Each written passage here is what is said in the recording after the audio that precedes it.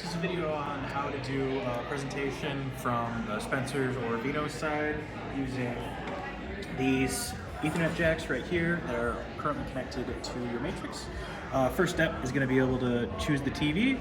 So right now we have aux 8 on 12. So that bottom one is Spencers and it's currently on this TV. So now that we have that configured, we'll take our laptop.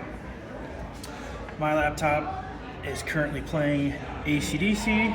Plug your HDMI in to the transmitter. Transmitter is going to connect to our jack here. Also make sure that the transmitter is powered. Get a shot back there of my laptop and the transmitter plugged in.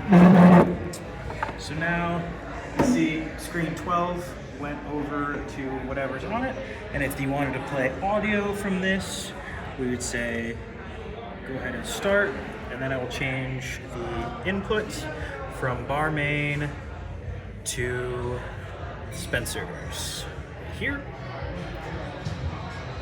and then we now have audio coming through the laptop going to the screen and in Spencer's side.